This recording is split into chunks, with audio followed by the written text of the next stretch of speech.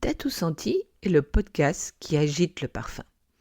Bousculer les codes, ressentir, percevoir, c'est porter un autre regard sur le parfum. C'est aussi innover sur un ingrédient, une nouvelle extraction, une nouvelle variété. Autant d'histoires et de témoignages à partager sans modération.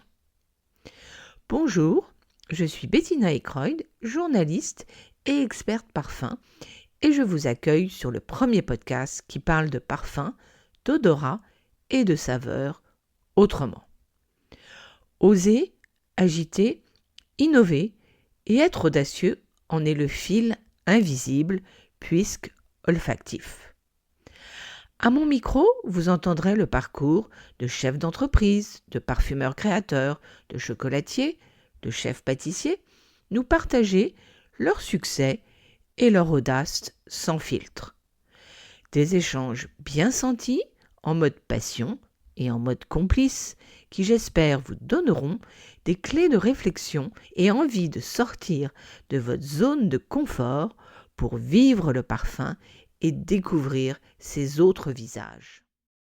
Comme vous le savez, Tatou Senti est un podcast indépendant et autonome. À ce jour, écouter les épisodes est entièrement gratuit. Mais saviez-vous que si le podcast Tatou Senti vous plaît et qu'il a de la valeur à vos yeux, vous pouvez le soutenir par un don à hauteur de vos moyens. De cette façon, vous m'encouragez à toujours produire plus d'épisodes de qualité avec des invités captivants. Pour faire ce don, rendez-vous sur le site tatousenti.com ou via le lien de la bio sur Tatou Senti Podcast sur Instagram. Un grand merci pour votre fidélité et votre soutien qui donne l'opportunité à Tatou Senti d'atteindre encore plus de passionnés et à vous encourager sur le chemin de l'audace et de l'innovation. Bonjour à toutes et à tous. La rentrée démarre en flèche. Cette semaine, nous restons certes à Paris, mais notre nez va découvrir d'un œil la parfumerie coréenne.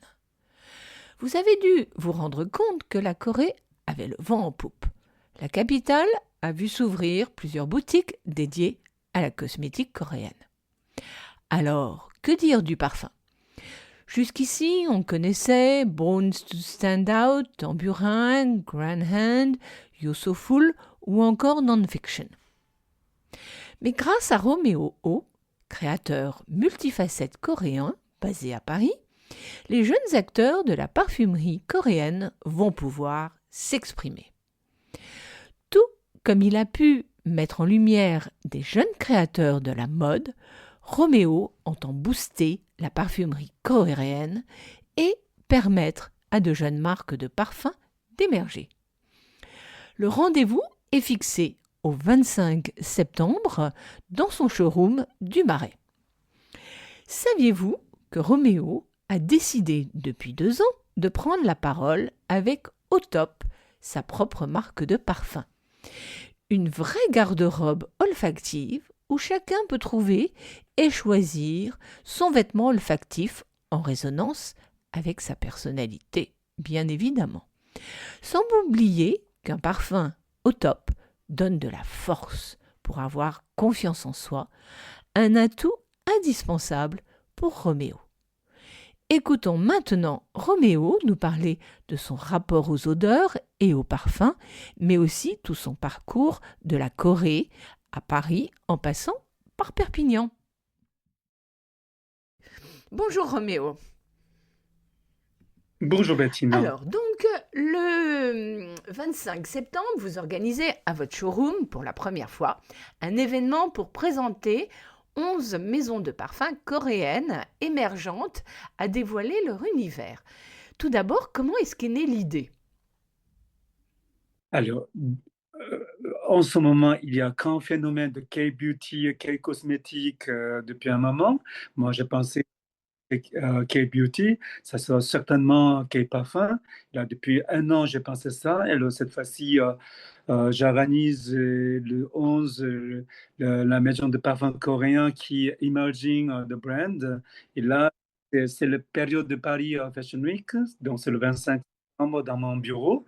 Et donc, on présente à la destination des acheteurs, des médias, des influenceurs, des amis. Voilà, on présente pré-collection pour débuter l'année prochaine, mois d'avril, Paris Perfume Mm. Week. C'est vrai que effectivement, moi j'ai remarqué qu'il y avait même des magasins dans Paris. Il y en a au Hmm. moins trois ou quatre, mais eux, ils sont donc de beauté coréenne, mais qui eux sont spécialisés skincare, qui sont pas du tout parfum, mais qui ont du skincare. Parce que en Corée, le skincare c'est très important. Absolument. C'est surtout les filles, mais en ce moment les jeunes garçons, c'est des nouvelles générations qui considéraient leur importance de première impression, surtout la peau, Oui, et par eux-mêmes et aussi par social, qui leur demande de bien présenter en première vue. d'accord. Mais le parfum est en train d'émerger et d'avoir plus d'importance qu'autrefois. Ça commence. C'est vrai, c'est en Asie, parfois on est un peu loin, enfin, loin de l'Europe, mais ça commence depuis récemment. Ouais. D'accord. Alors, comment est-ce que vous avez sélectionné ces marques? Oui, pour nous, il y a deux, trois grandes marques de parfums qui existent. Donc pour moi, ce sont un petit peu en dessous de leurs grandes marques Oui. qui qui est en train de monter, qui est en train de exporter, plus de curiosité. Oui, ça, ce sont des marques que j'ai salées et j'ai aussi présenté par Oui. des amis qui m'ont appris une marque. Donc, à peu près des amis, enfin des marques qui sont un peu la même niveau, Mhm. là, deux, trois ans Quels étaient les critères qui étaient importants pour vous? et la nouveauté, et puis la fraîcheur, et puis euh, pas connu du tout du marché Maintenant, on occidental. va parler de vous et de votre marque au top. Donc, d'abord, dans un premier temps, est-ce que vous pouvez partager votre souvenir olfactif le plus fort? Le plus fort olfactif, plus fort pour moi, c'est dans mon parfum au top, il y a qui s'appelle fleur d'eau. C'est une odeur de la Oui. peau. C'est une odeur qui transpire, qui. Voyez, pour moi, mon idée était odeur de maman. Odeur de maman. D'accord. Et, Mhm. et quand on était jeune, on était bébé, c'est première touche de personne qui est toujours la maman. Donc, moi, c'est une odeur de quelque chose de citron, c'est quelque chose. Pour moi, c'est plutôt sa transpiration ou sa nourriture. Oui. Et ça est très fort. Bon, quand vous voyez, quand j'étais bébé, on ne sent pas l'odeur, mais après grandissent 5 ans, 4 ans, 5 ans, 6 ans, là, j'ai D'accord. senti son odeur. Donc là, c'est plus fort jusqu'ici. Et oui, puis surtout, en plus, j'imagine, en Corée, la nourriture est différente, donc, et le climat aussi, donc ça doit donner Tout autre à fait. chose. D'accord. Et d'ailleurs, Mm. gustativement, quel est votre plat préféré? Les plats préférés pour moi qui s'appelle le bibimbap, Oui, euh, du riz qui mélange légumes variétés. Vous voyez, légumes verts, rouges, jaunes, champignons, tout mélange, un petit peu comme végétarien. Ouais, ça me d'accord. Mais c'est un riz qui va être un riz gluant ou pas nécessairement? riz goulion Et plutôt. pour vous, si vous aviez à décrire, quel est le goût du riz gluant? Le goût, le goût de riz goulion, pour moi, c'est d'abord quand vous touchez, enfin, mettre dans votre bouche, c'est pour ma première odeur, c'est sésame, Oui. sésame, et puis sucré. Ouais, Donc c'est quelque chose d'en fait de réconfortant. C'est quelque chose qui exactement. fait du bien. Ouais, ouais. Quel a été votre premier parfum que vous avez porté?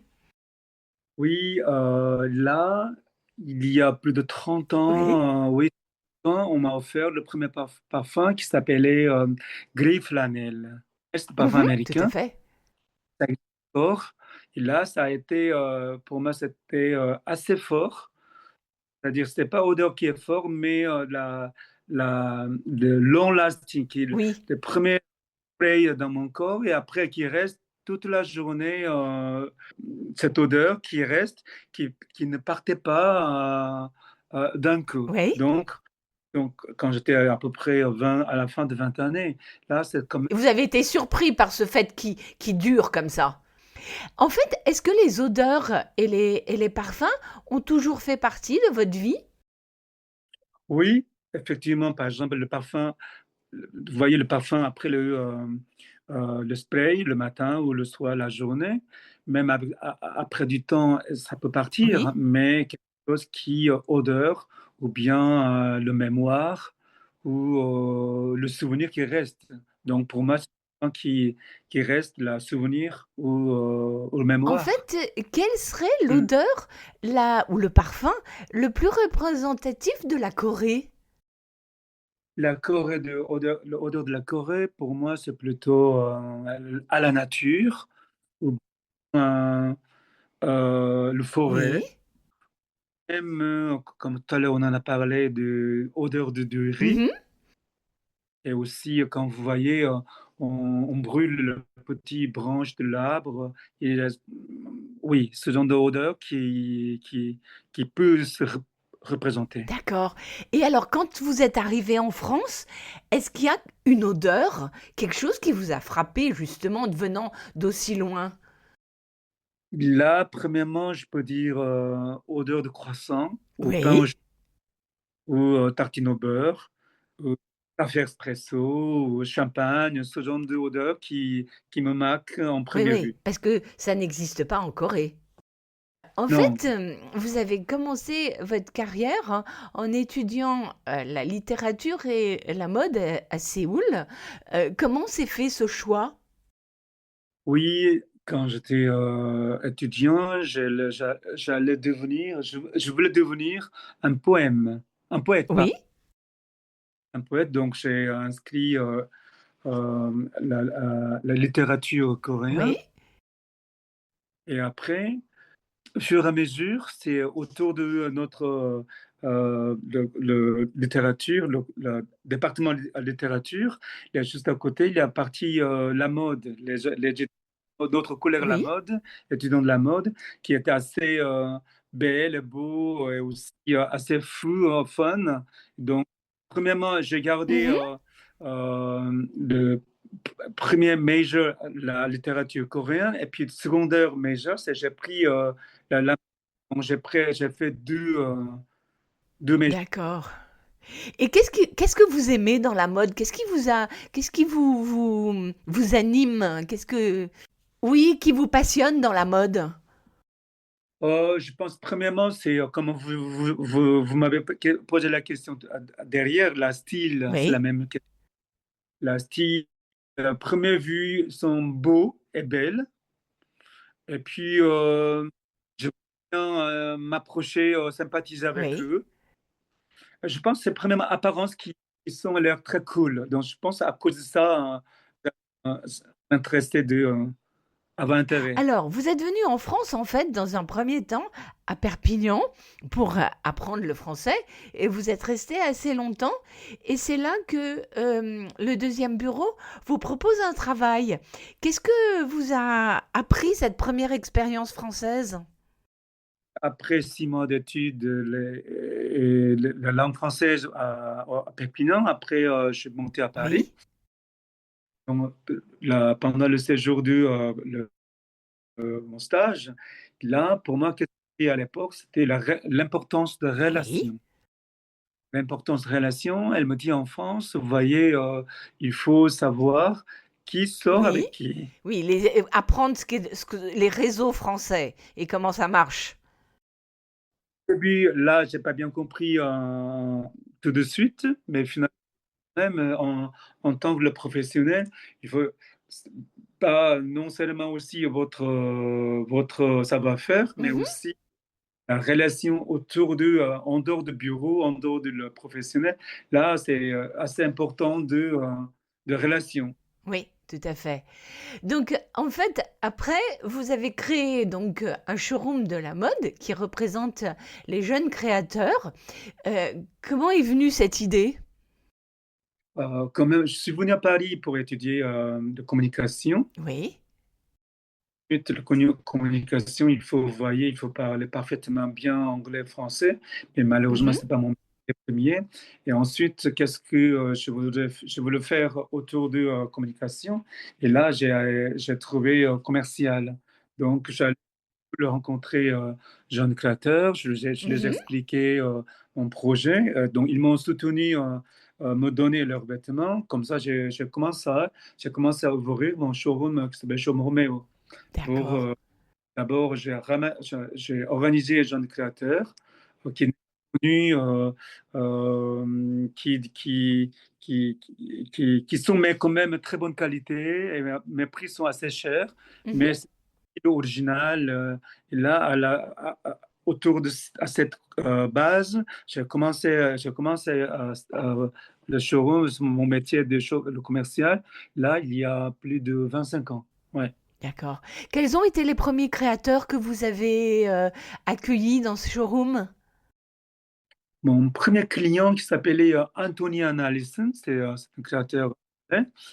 C'est Anthony Allison, c'est un couple qui Oui. travaille ensemble. Et là, c'est un style British pop, beaucoup de messages, un peu style grand-mère, mais très British pop. Là, ça marche très très bien.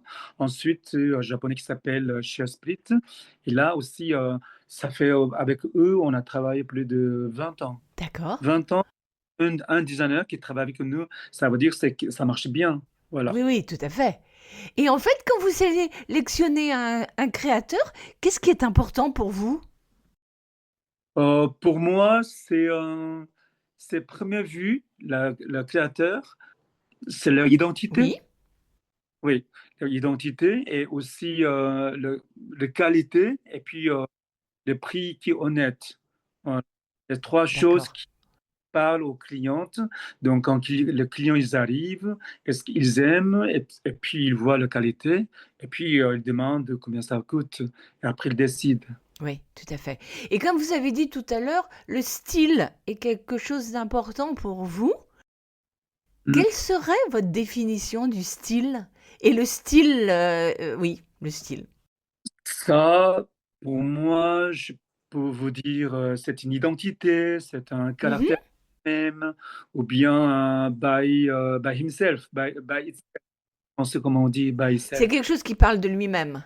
Avant de poursuivre sur votre propre marque de parfum, au top, juste, quels sont les autres hobbies, les autres choses qui vous passionnent en dehors de la mode?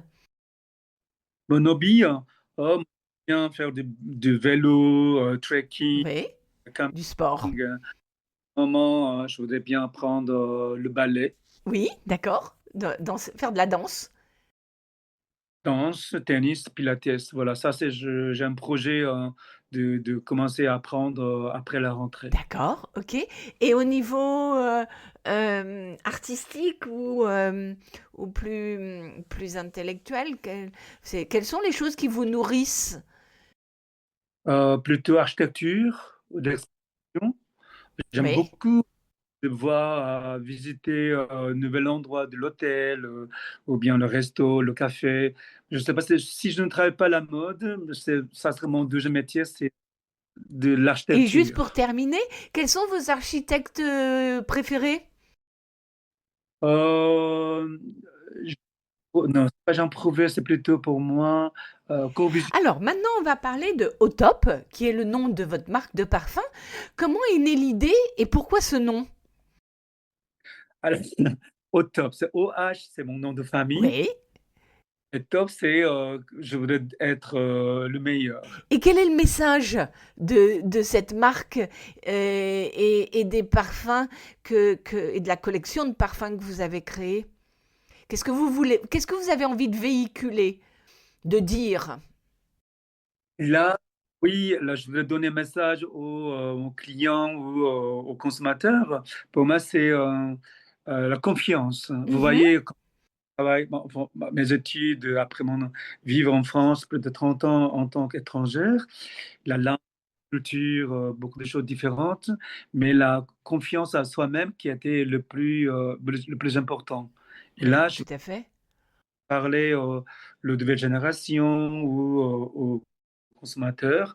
Si vous aimez au top, vous sentir votre confiance à vous-même. Et Ouais. surtout qu'en fait, c'est quelque chose qui parle à tout le monde, qui est universel. On a tous besoin d'avoir confiance en nous, et c'est pas nécessairement une qualité que l'on maîtrise tout de suite. Mm, Bourgeois, oui. d'accord. Quelles sont les valeurs incontournables d'un parfum au top?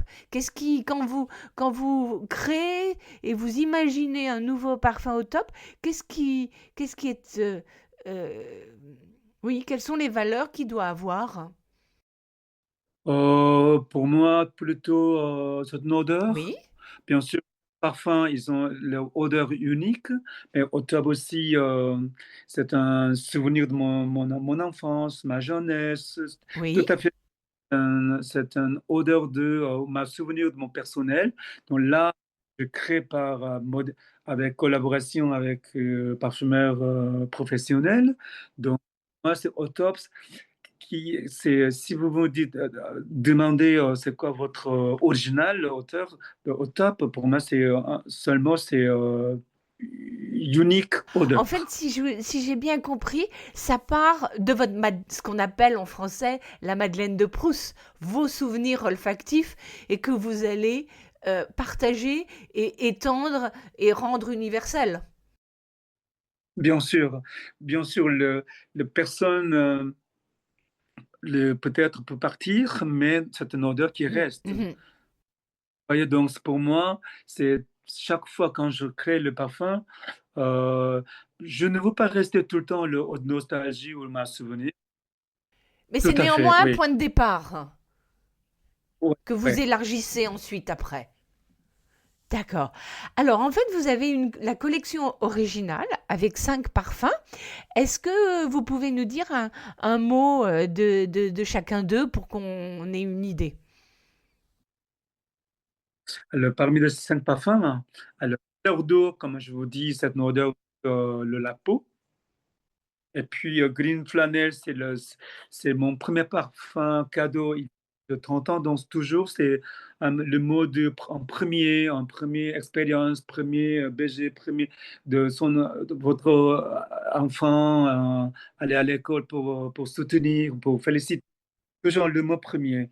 Et puis, paranoïaque, c'est pour moi quelque chose, parfum d'artiste. C'est des artistes en première vue, nous, on est très fort en première image, mais en fait, à l'intérieur, sont très fragiles. Tout à fait, sensible. Exactement. Et puis, I Red Rose, c'est un parfum, pour moi, c'est très paradoxe. C'est quelqu'un qui aime Rose, mais euh, pas, pas La rose comme on la voit très souvent, c'est ça que vous voulez dire? oui, un peu plus de caractère. Ouais. Et puis quoi, donc, à Asphalt, le dernier qui reste, Asphalt, c'est une odeur complètement urban city, c'est pour le garçon et la fille, c'est tout à fait pour la nouvelle génération. Est-ce qu'il y a quelque chose quand... Ah oui, il y a le flacon. Comment a été décidé le flacon et qui l'a dessiné? Oui, flacon, en fait, flacon, ça existe au Oui. marché.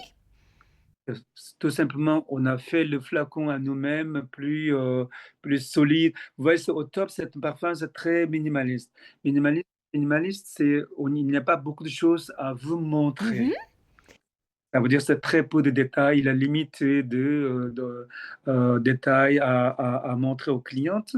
C'est pour ça, moi, je pensais le flacon, le capot, même design, et tout ça, c'est maximum très bonne qualité, quelque chose d'original.